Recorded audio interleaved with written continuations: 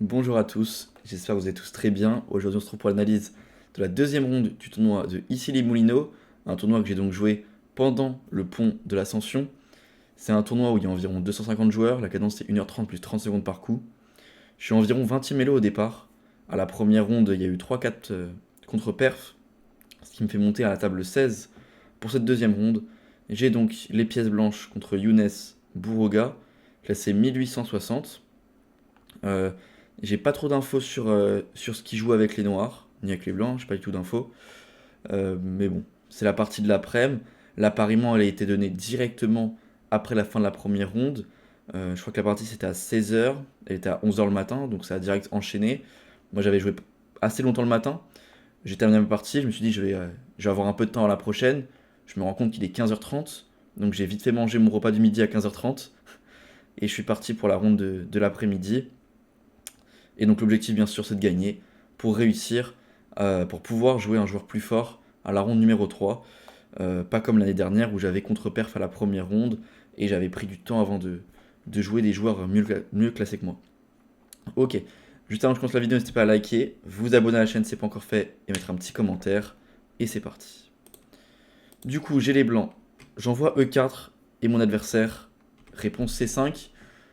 Je réponds donc cavalier F3, il envoie des 6 et j'envoie des 4. Ici, il peut y avoir différentes ouvertures de son côté.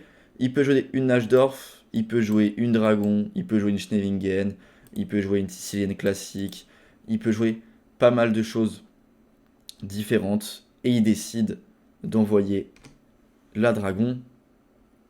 Pas de souci. À la première ronde, j'avais décidé de ne pas jouer mon répertoire. J'avais joué la variante avec fou E7 sur la catalane. Et finalement, c'était un peu retourné contre moi. Du coup, ce coup-ci, je décide de jouer mon répertoire à fond et de le travailler pour l'été. Parce que ce tournoi des Silly Molino, c'est mon dernier test avant l'été, avant la fin du Road to FM cet été. Avec ces 4 tournois, je vous ferai une vidéo quand j'aurai fini tous les tournois analysés pour vous expliquer tous les tournois que je vais faire cet été. Mais du coup, c'est le dernier test avant l'été. Du coup, je décide d'envoyer mon répertoire et j'envoie l'attaque anglaise sur la dragon. Il fait donc fou G7, fou E3, petit roc, dame D2. On est pour l'instant dans la main line. Il fait cavalier C6, je fais grand roc, qui est un des deux coups possibles. Allez, un des trois coups possibles. Fou C4 et grand roc sont les deux main coups. Et on a G4 qui existe aussi, un peu moins joué. Je fais donc grand roc. Et il va continuer de jouer la ligne principale de la dragon. Il envoie D5. Et moi, par contre, je vais changer pour la première fois de la partie. La main line, c'est E prend D5. Il y a aussi Dame E1 qui existe. Il y a Roi B1. Et il y a un quatrième coup. C'est le quatrième coup le plus joué. Et c'est celui que je vais jouer. Je vais donc jouer Cavalier prend C6. Force pion prend. Et fou H6. C'est ce que je compte jouer cet été contre la dragon. Quelque chose que j'ai déjà joué à Issy Molino l'année dernière à la première ronde. Ça m'avait plutôt mal réussi. C'était contre un joueur à 1750-1800. J'avais fait match nul dans une partie très compliquée où je connaissais pas trop la théorie. J'avais balancé H4 H5 et c'était un peu le bordel. Mon adversaire ici a 4 coups possibles. Il peut jouer fou pour H6, il peut jouer fou E6, il peut jouer dame A5, il peut jouer dame C7. On va dire que c'est les 4 coups principaux. Peut-être E6 existe aussi un tout petit peu. C'est vraiment les 4 coups principaux. Mon adversaire va jouer fou E6. Ok, ici, mon, mon doute va durer seulement quelques secondes, enfin mon hésitation plutôt. J'hésite entre soit jouer théorique, c'est-à-dire venir prendre le fou en G7 puis le pion en D5, ou alors faire un peu comme je faisais encore il y a quelques mois, tout balancer et envoyer E5, cavalier D7 et balancer H4. C'est sûrement ce que j'aurais fait encore il y a quelques mois. Cavalier prend E5, H5 et tout balancer comme ça, ce qui n'est pas forcément une erreur. Le seul truc qui réfute cette variante là, c'est s'il donne la qualité. Franchement, je suis pas sûr qu'il l'aurait sacrifié. Donc ça, c'est la réfutation de cette variante là. Et donc s'il se trompe et qu'il fait cavalier prend E5, je peux déjà jouer prise H5 ou H5 direct. Et c'est une variante très compliquée parce que encore une fois, les noirs doivent sacrifier la qualité. Et s'ils la sacrifient pas, et qu'ils jouent par exemple, je sais pas, le deuxième coup de l'ordi qui est cavale C4, et bah là, je vais avoir rapidement un bel avantage. Et ça va être compliqué pour les noirs. Du coup, cette variante-là, c'est ce que je jouais avant, quand je balançais un peu tout. Là, voilà, l'objectif c'est de mettre feed, faut être plus sérieux, faut pas juste vouloir tout balancer même si c'est un joueur moins bien classé.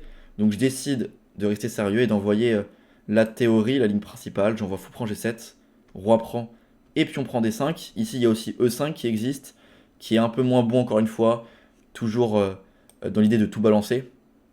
H4. Ici s'il prend E5 il est déjà perdant, quasiment. J'abuse un peu mais c'est compliqué à défendre pour lui. Et donc le meilleur coup c'est de faire H5, Dame G5, et il peut juste faire Dame C7. Et ce pion là va être compliqué à défendre. Si je fais F4, il y a un petit souci, c'est que ma dame va commencer à ne plus avoir trop de cases. Et si je défends pas, bah, je vais juste perdre le pion. Donc bon, c'est pas très bon E5. Je fais donc E prend D5 la théorie. Et ici il y a deux coups. Il y a C prend, la ligne principale, et fou prend, que je trouve être le meilleur coup. Il a joué fou prend dans la partie. Je vais vous montrer ce que je comptais jouer sur pion prend. C'est donc la ligne théorique. Je comptais donc jouer G4 avec l'idée donc de menacer G5 et de gagner ce pion en D5. Ici, il a plein de coups possibles, plein de coups ont déjà été joués. Dame C7, Dame A5, Tour B8, H6, Dame B6, Roi G8. Il y a plein de coups qui ont déjà été joués. On va dire que les deux principaux, c'est Dame C7 et H6. H6 dans l'idée d'empêcher G5. Mais sur quoi je joue donc H4. Il bouge sa dame et il se prend donc Dame D4, menace G5. Il est obligé de bouger son roi. Et je peux jouer G5 un peu quand je veux. Je suis pas pressé. Je peux commencer par fou D3. S'il défend son pion avec tour FD8, il va rapidement avoir des soucis. Je commence à avoir des pièces très bien placées. Je menace fou prend G6. S'il défend son fou, il va se prendre G5. Prise, prise, cavalier H5. Dame E5. Enfin, on voit vraiment que je commence à prendre beaucoup d'espace et que j'ai un gros avantage. Et s'il joue plutôt tour FB8 pour contre-attaquer, là-dessus je joue donc G5 et je viens récupérer le pion en D5. J'ai donc un pion en plus, mais j'ai quand même des colonnes ouvertes sur mon roi. C'est pas la meilleure variante pour les noirs. La meilleure variante, c'est donc de jouer Dame C7 sur prise et G4. Sur quoi je réponds donc H4, menace G5, menace H5 surtout aussi. Pour parer tout ça, il fait donc H5 lui-même, parce que s'il joue par exemple tour FB8, il se prend direct H5. Et là, ça va commencer à être très compliqué pour lui de tout défendre. Donc ici, bien sûr, le coup, c'est H5. Sur quoi je réponds G5. Cavalier bouge et cavalier prend. J'ai donc un pion de plus. Encore une fois, c'est qu'un avantage de plus 0,6 parce que les colonnes sont ouvertes sur mon roi. Mais normalement, si je joue correctement, j'arrive à transposer dans une finale avec un pion de plus qui risque de gagner. Donc voilà, sur C prend D5, c'est la théorie, mais j'étais très confiant. Et fou prend D5, c'est le coup le moins joué des deux, mais qui est pour moi le meilleur.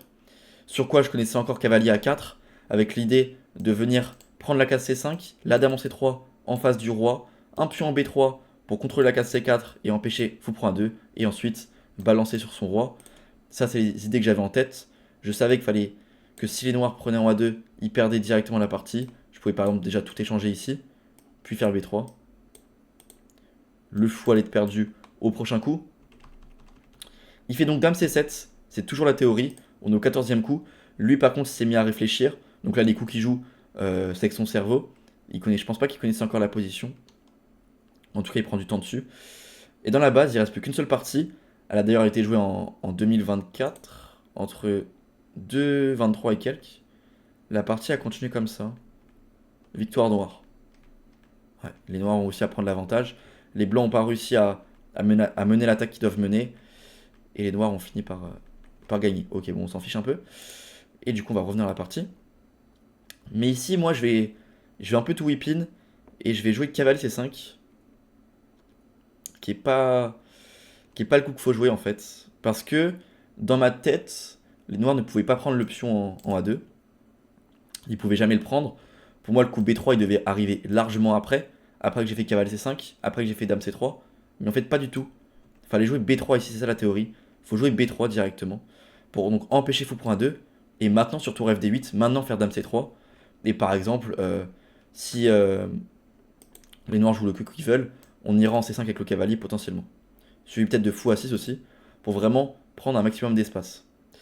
D'ailleurs, la variante La meilleure variante pour les noirs, je vais vous la montrer. Sur B3, tour FD8, dame C3, c'est de donner le pion en C5, jouer C5.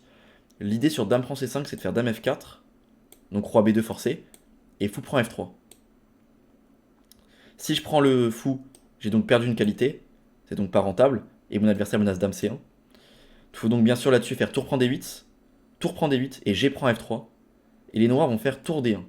J'ai donc une pièce de plus, mais les noirs menacent dame C1, roi C3, et dame prend F1, et tour prend F1. Je dois donc faire roi A3, dame C1, cavalier B2, pour éviter aussi les menaces de mat. Tour prend, dame prend, et cavalier D3. Il va ramasser un pion, et je vais ramasser un pion. Et cette finale-là, si les deux joueurs connaissent, elle est un peu forcée.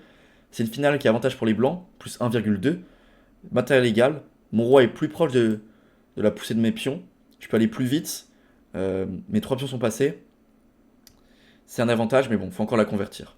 Donc ça, c'était... Bon, faut connaître quand on joue ça avec les blancs. Mais du coup, moi, je me suis trompé. J'ai fait cavale C5.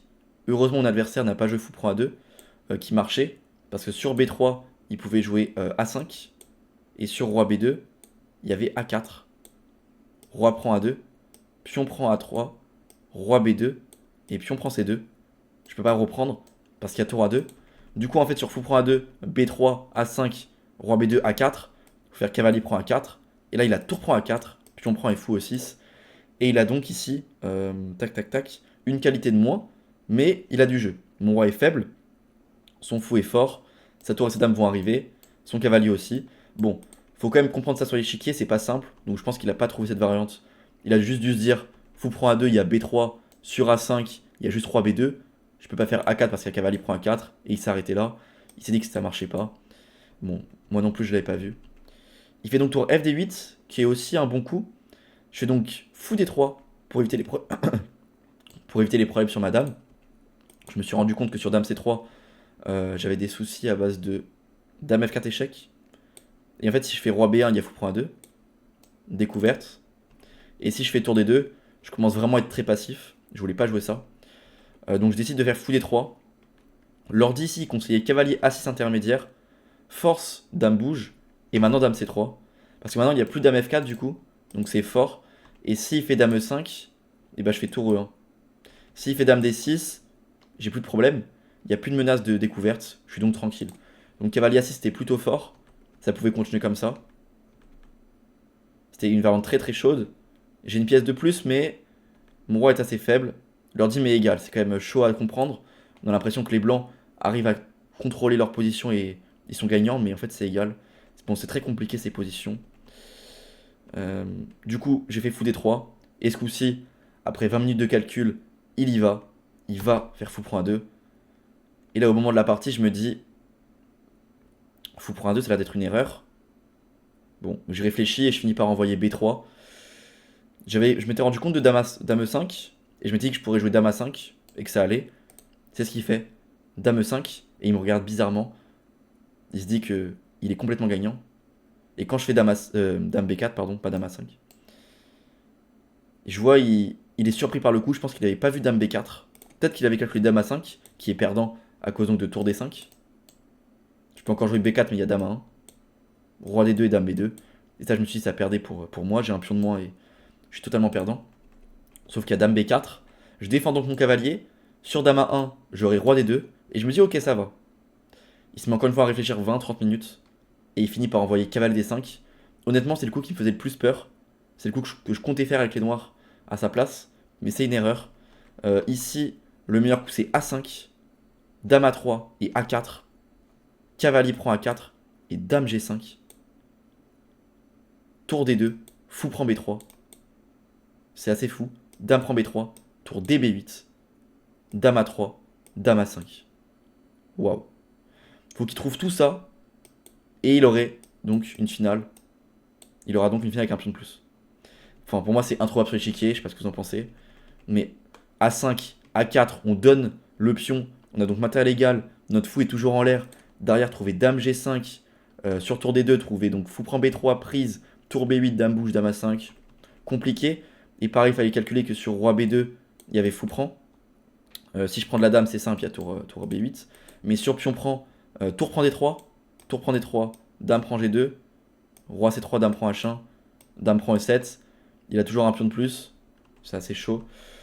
Enfin, la position est gagnante, mais trouver ça, c'est assez chaud, je trouve.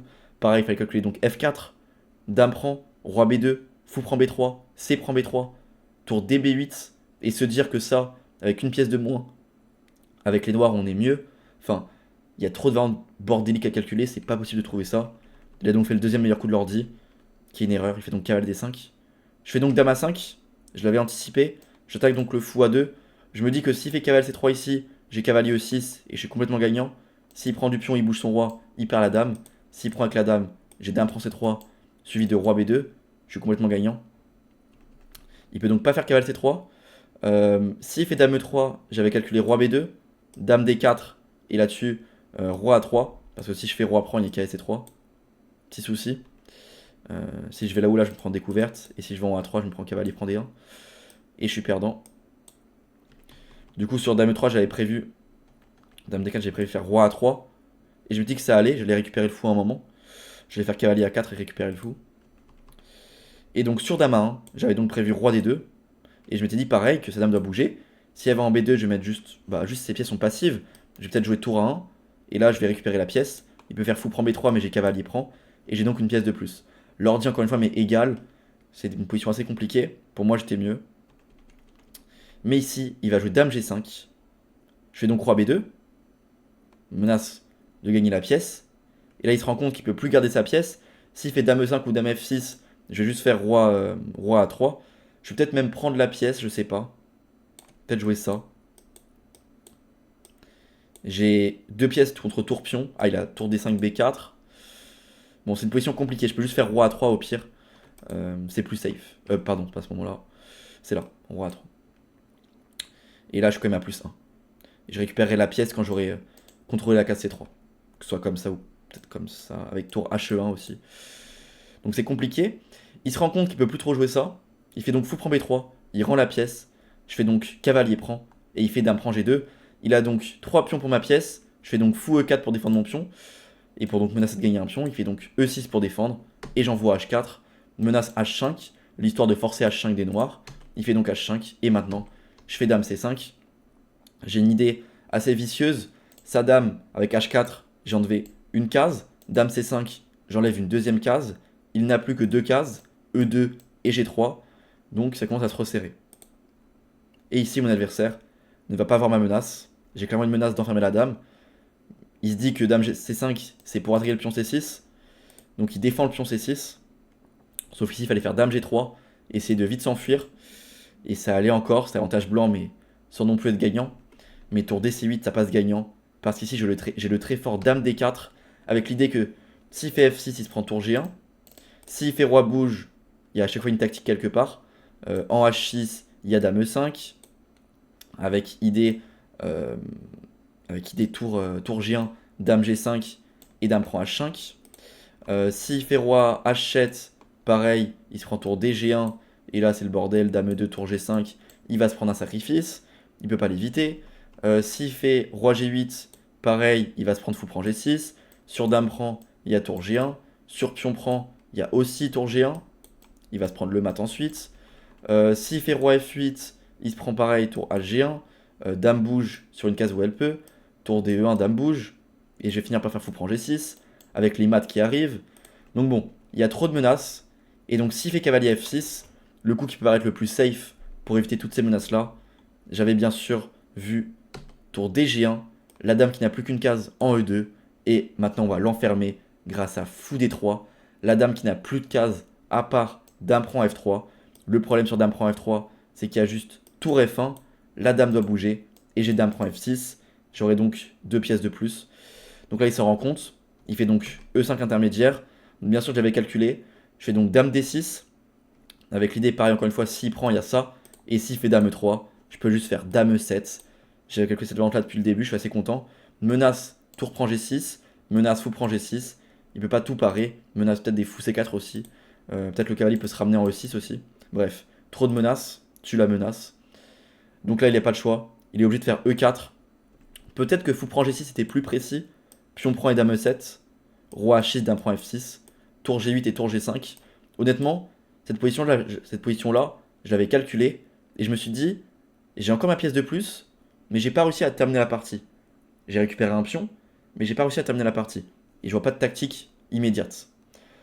Donc je me suis dit, dame E7 c'est plus fort, parce qu'en fait, je menace directement tour prend G6, il peut pas l'éviter, et sa seule idée pour éviter tour prend G6 et fou prend G6 et toutes les menaces, c'est de faire E4. Le problème s'il fait E4, c'est que je peux tout échanger et rentrer dans une finale avec donc une pièce contre deux pions. Je saute sur l'occasion. Finalement, pion prend était plus précis parce que je menace encore une fois E5 et tour prend G6. Je pouvais direct terminer la partie. J'ai préféré tout échanger et rentrer là-dedans. Il fait donc tour E8, je fais tour E1. Tour E5, cavalier D4. Tour B8, roi C3. Tour B6, tour E2. Je vais faire passer mes tours. Tour A6, cavalier B3. F5. Tour He1. Roi F6. Prise. Prise, roi prend F5, cavalier D4. Roi G4. Et là, j'ai l'impression qu'il est assez satisfait de sa position. Il a l'air assez serein. Ça me surprenait un peu, parce que la position est quand même totalement perdante. Je fais donc tour E4. Il fait roi G3. Je fais roi B4. Je vais juste venir chercher ce pion C6 et pousser mon pion. Il fait donc tour A1 pour venir chercher ce pion-là. Donc là, quand il fait tour A1, je me pose un peu. Non, je me suis posé ici. Ici, je me pose un peu. J'essaie de voir un peu si roi B4 est possible.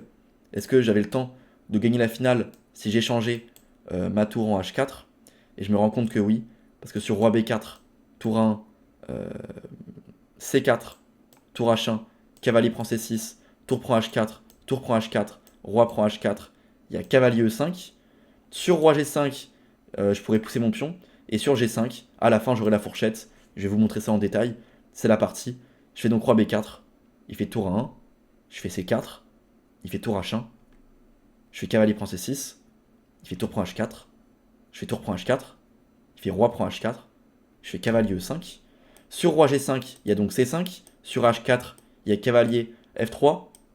Roi G4 et cavalier prend H4. Cette finale est donc complètement gagnante. Donc ça c'est sur roi G5. Pareil, si ici il veut revenir avec son roi, je peux juste ramasser et ça va gagner facile. Si maintenant il fait G5, c'est la partie. C'était le deuxième coup possible. Il peut aussi essayer de faire roi G3 mais j'ai prise. Il n'aura pas le temps de pousser son pion parce que je vais juste sacrifier. Puis je vais gagner. Et donc il fait le dernier coup, il fait G5. Et donc là-dessus j'avais prévu de faire C5, G4, C6, G3, C7, G2 et promotion dame. Il abandonne parce que s'il ramène son roi, madame a le temps de revenir. Et s'il fait promotion, j'ai la fourchette à la fin. Ça me fait donc 2 points sur 2 dans ce tournoi de Easily Molino. Cette partie me permet de dépasser les 2100 feeds virtuellement. On va faire le bilan de partie pour voir ce qu'on a pensé à l'ordinateur. Je passe donc 2100 et des poussières. Je sais plus je passe combien. Non, je dis des bêtises, j'étais déjà passé 2100 après la première ronde. Je crois que je suis 21-15 à peu près après cette partie. Donc ça fait plaisir. 84 de précision. On rentre doucement dans ce tournoi. 8,78. Et à partir de la prochaine ronde, le tournoi va commencer à être très sérieux. Je vais jouer un joueur à 21,50. Et je vais les enchaîner, les joueurs à 21,50. Je vais en jouer plein d'affilée. Ça va être des belles parties. Il ne faut pas rater ça à partir de vendredi 16h. Donc tout ça c'est théorique. Prise, fou H6, fou E6, fou prend, roi prend. Pion prend, fou prend, cavalier A4. Et donc là je vais me tromper. Je vais faire cavalier C5 au lieu de B3. Fou D3 et B3. Ouais. Là j'enchaîne vraiment mes 3 erreurs. Et ensuite par contre ça va dérouler. Sur dame E5, dame E4 pour défendre. Cavalier D5, il rate l'idée avec A5 qui est très difficile. Je fais donc dame A5. Et ici il fait dame G5. J'envoie donc roi B2. Fou prend, cavalier prend. Dame prend, fou E4. H4. Dame C5, bon dame C5. Un ordi plus puissante aimait bien le coup. Tour C8 et donc là j'envoie dame D4. Cavalier F6, tour G1. Dame E2, fou D3. E5, dame D6. Dame E3, dame E7. E4. Pion prend est plus précis, mais la finale est totalement gagnante. Je décide de rentrer dans la finale, je suis à plus 2 et quelques. Et après, il n'y a plus qu'à la convertir facilement. J'ai plus qu'à échanger. Venir ramasser le pion C6 et pousser mon pion à promotion. Et donc, gagner la partie. Ok. Bon, belle partie tendue. Bien joué à mon adversaire. Dans l'ouverture, il a bien resté la théorie. Quand il connaissait pas, il a quand même réussi à trouver les coups. Il a mené son attaque. Malheureusement, il n'a pas trouvé les... Enfin, heureusement pour moi. Il n'a pas trouvé les coups les plus précis à certains moments. Et après, j'ai plutôt bien joué ensuite. Ça me permet donc de monter à 2 sur 2. Prochaine ronde, j'aurai les pièces blanches, je double les blancs, ça fait plaisir. On se retrouve donc vendredi à 16h pour l'analyse de la ronde numéro 3 du tournoi d'Issy Moulineaux. En attendant, je vous souhaite une bonne journée, une bonne soirée et à vendredi 16h. Allez, ciao.